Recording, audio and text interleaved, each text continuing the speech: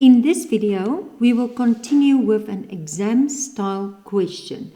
You will find this on page 570 in the Namibian AS-Level Mathematics textbook, Y equals mx plus c to success. Let's look at another example. And this example is very nice. It shows you how they combine other topics, other chapters with this chapter. Okay. So a curve has parametric equations. Can you still recall that?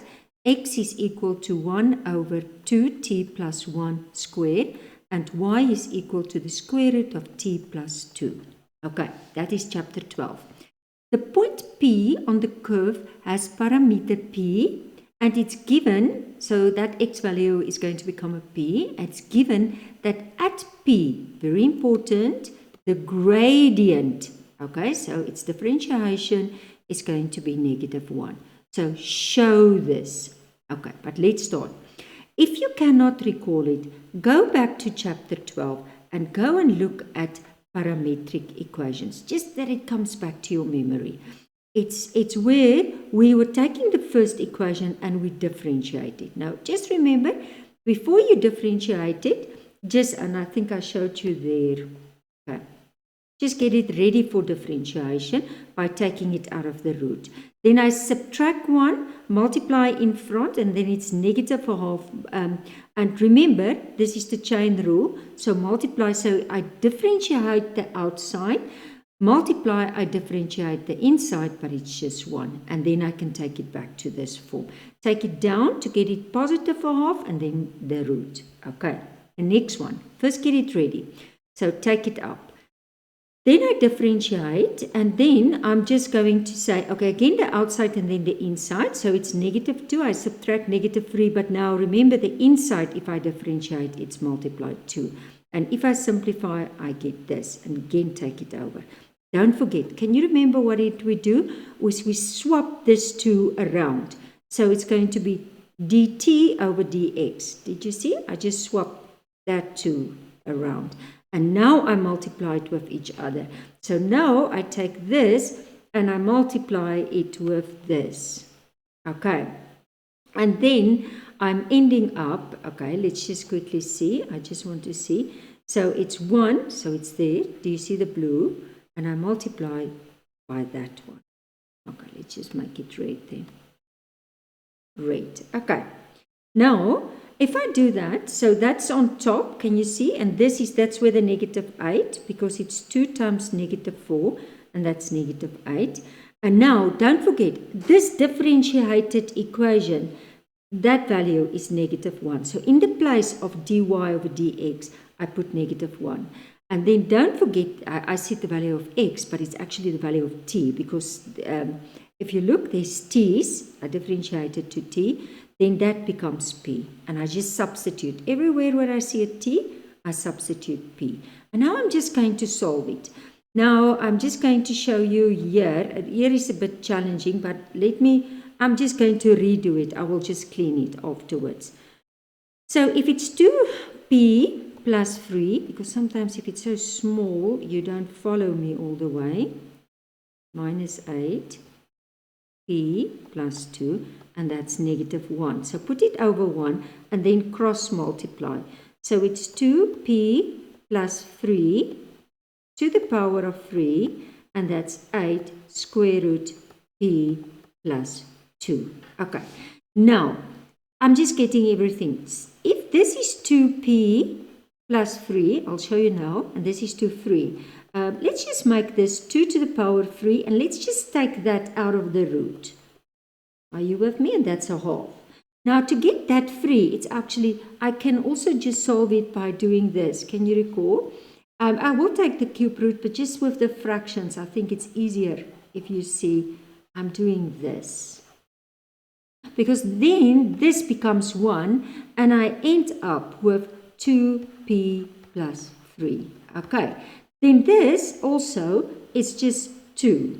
And this is going to be p plus 2, and that's 1 over 6. And now I can start looking, and I can see, wow, I'm busy going to that. Do you see? I can even make it a bit bigger. Just hope my space is then going to be Okay, so I'm heading towards, okay, I just want to see, that's 1/6. Do you see that? But then I'm almost there. I think now you can actually basically see that. So now I'm just going to take this, keep the 2p, let's just keep the 2p, and then just take this over the 1. So it's going to be 2, and then p plus 2 to the power of 6. Okay, I just want to see somewhere I was writing the incorrect thing inside. It's correct in the example. I don't know why I was copying it incorrectly.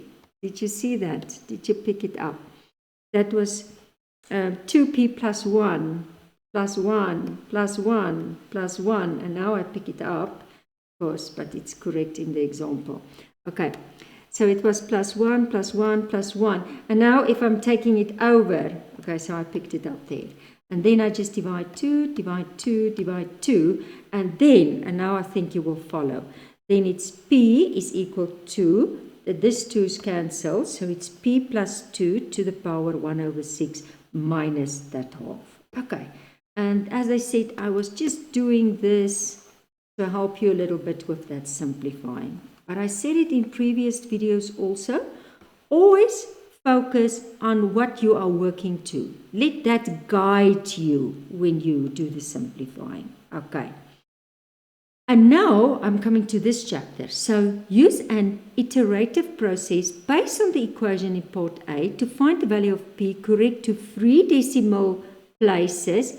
Use a starting value of 0.7, very nice, they gave it to you, and show that the result of each iteration to 5 decimal places. Okay, so they gave you x is 0.7, there is my formula. Okay, so basically, I just want to go.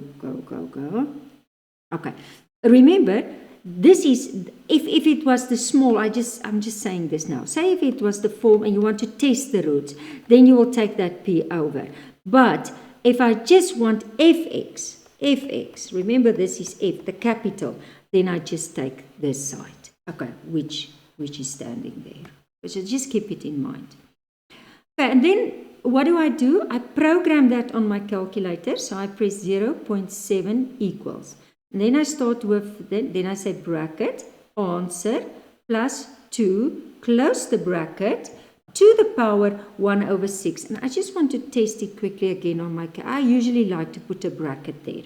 Okay, so I'm just going to test it for you. So 0.7 equals, okay.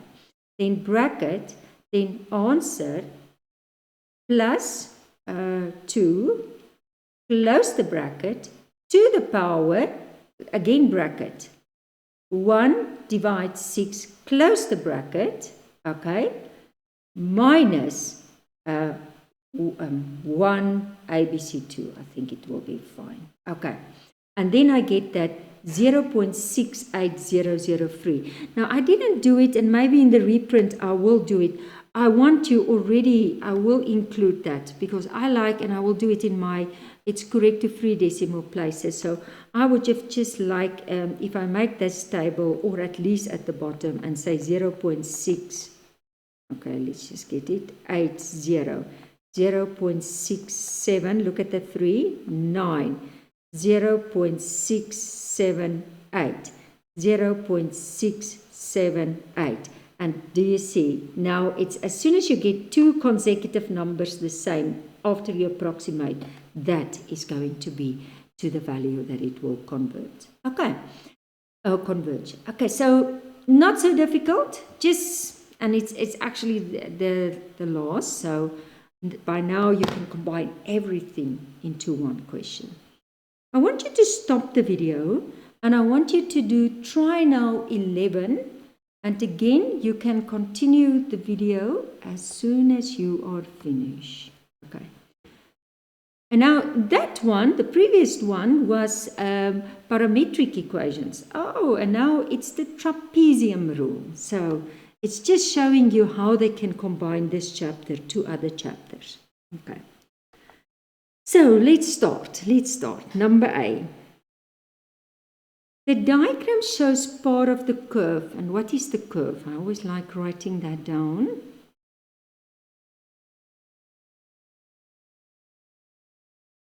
sin x.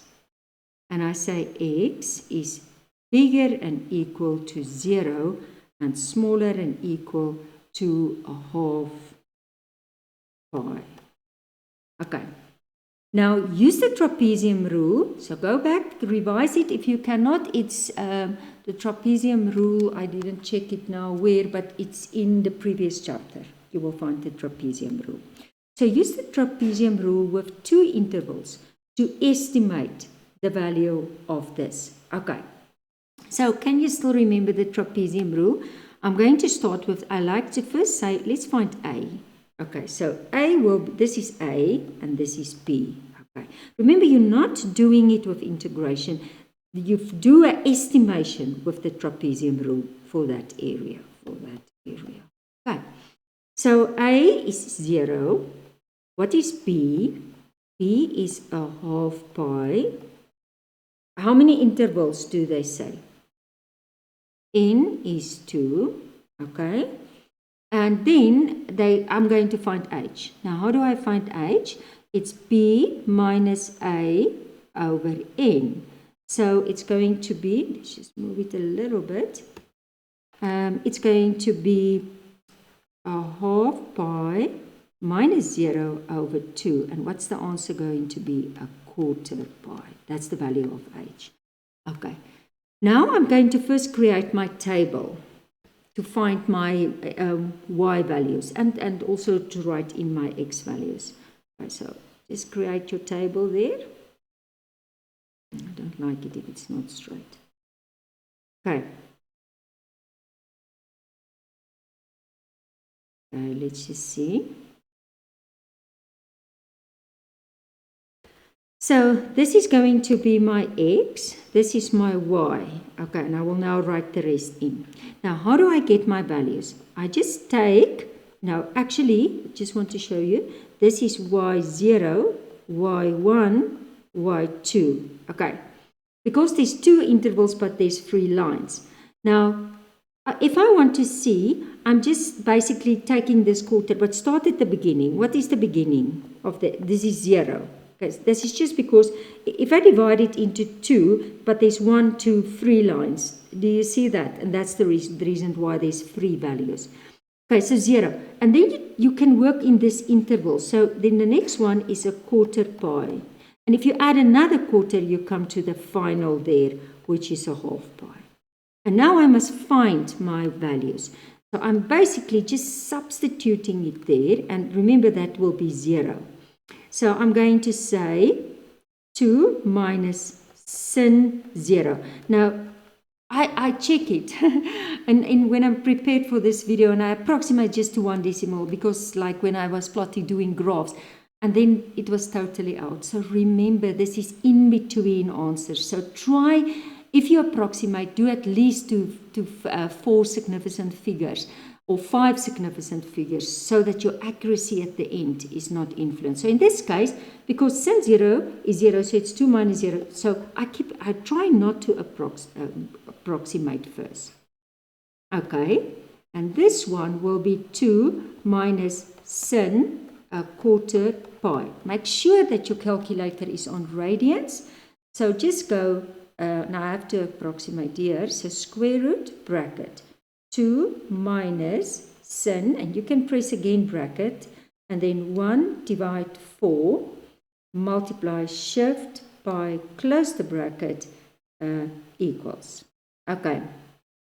And I'm getting, let's just quickly see, I just want to see if my 1 point, and I'm going to 1.1371. I think if you do it like that, it will be accurate enough. And then the last one, 2 minus sin a half pi. Okay, and now if you press that, it's just going to be a half pi. You know your graph, it's going to be 1. So, but you can press it on the calculator, but it's 2 minus 1, it's the square root of 1, so it's just going to be 1. And now I'm going to go for that area. Okay, so the area And if you want, it's an approximation, then it's going to be h over 2. This is the trapezium rule. So it's the first one plus double the middle one. Now in this case, there's just one middle one plus the last one. And that's the formula.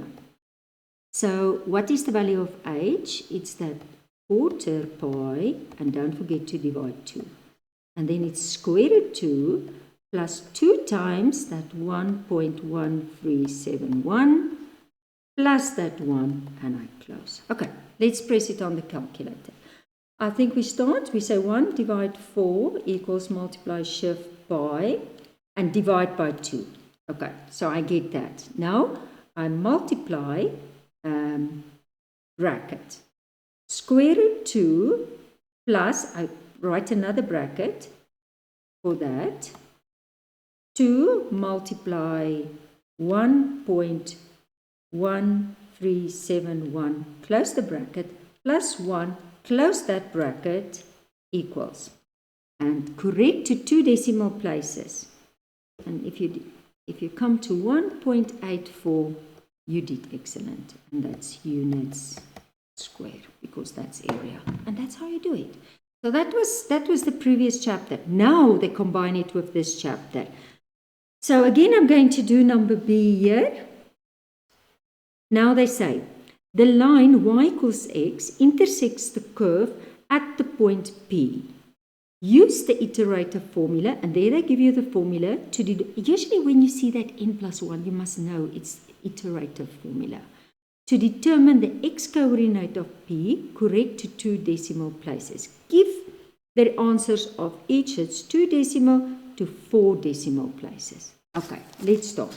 Now again, they didn't give you a starting point, but I already showed you it's not really making such a big difference where you start. So I would say start with that middle one there. Make x1, make that a quarter pi. A little bit before, or that will just at the end give the same. Then it's x n plus 1, and that's square root 2 minus sin, and then xn. Okay, and remember this is fx. Okay, so now I'm just going to program first on my calculator. Now, if you program that, first make a bracket that everything is coming in one. So 1 ABC 4 multiply shift pi, close the bracket, equals. Now press another equal, and now it's in the memory. Okay, so now I'm going to start, and I'm going to say the square root, and bracket 2 minus sin, answer, close the bracket, equals. And I'm getting, and I just want to quickly control here, I'm getting 1.1371. And if I approximate it to that 2, I'm getting 1.14. Okay, let's do x3. I'm getting 1.0453. And if I approximate it, it's 1.05. Let's go up. And then x4 equals, and that's 1.0653. And if I approximate it, 1.07. And then x5 equals, so it's 1.0607. And if I approximate it, then it's 1.06. Then I go for x6. Remember to press your equal. You will see, otherwise it will be different, not different. 617. Oh, there I see my 2 consecutive ones, which is the same. Did you see there? So yes, they are the same. And I just end off by saying, therefore, correct to 2 decimal places, x is equal to 1.06. And that's how you do it. This was the last video of the try nows, and just for the interesting, for a little bit of statistics, I made 434 videos for you on this AS level. It took me over a year to create this, but I just knew that it was important to color the book a little bit more in, because it's very challenging, but it's an excellent preparation for further studies in mathematics. So good luck. As I said, you have to practice. You have to memorize a lot of things, but at the end, hard work pays off.